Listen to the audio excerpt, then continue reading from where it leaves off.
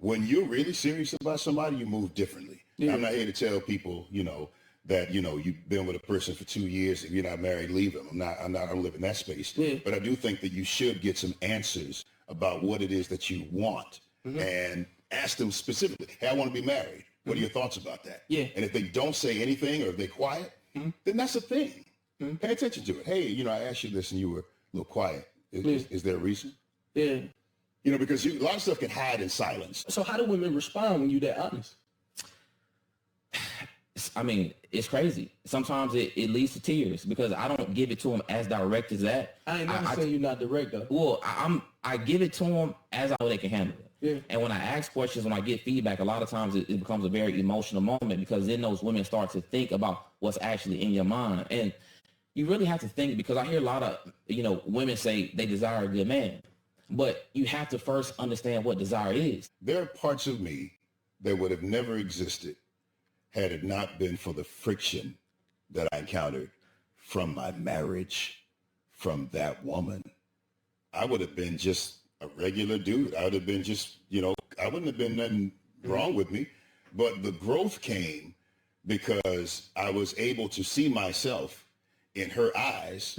I can see how my touch or my presence caused a certain reaction with her that caused a reaction with me. Is that what the money is doing? Or am I authentically, with the money, even with the money being involved, still able to genuinely see if this is my woman? So a lot of times we just got to be careful using money to try to shore up these experiences with these women, because the greatest experience I've ever had with a woman, a lot of times it was when I walked the park with.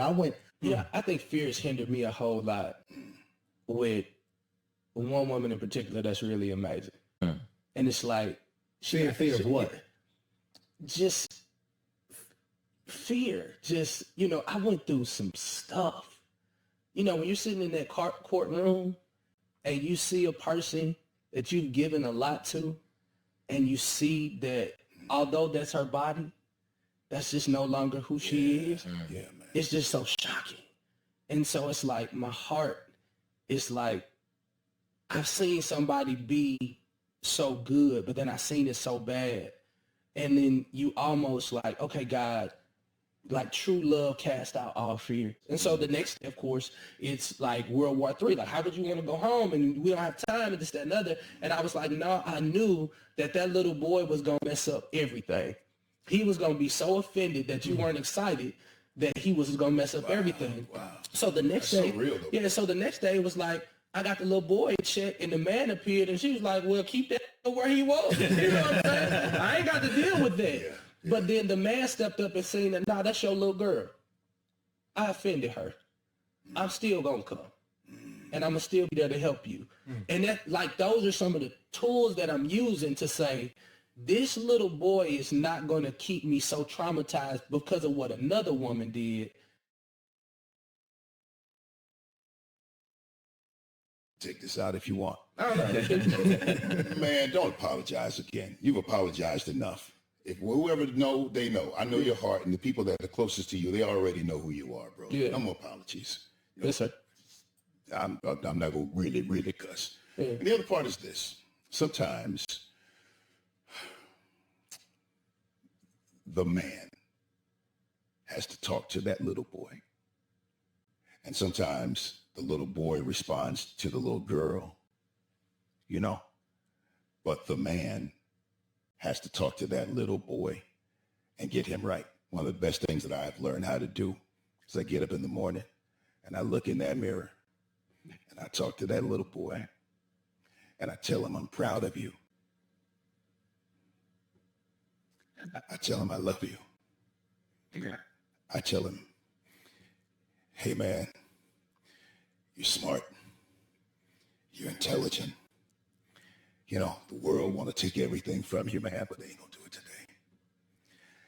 And that's me being proactive when I get up in the morning. And I just will not allow life and just shit to damper. The time you meet a woman, you should literally be your own premarital counselor from start to finish. The reason we get premarital counseling is because, unfortunately, we don't have the right conversations with the woman from the time we meet her.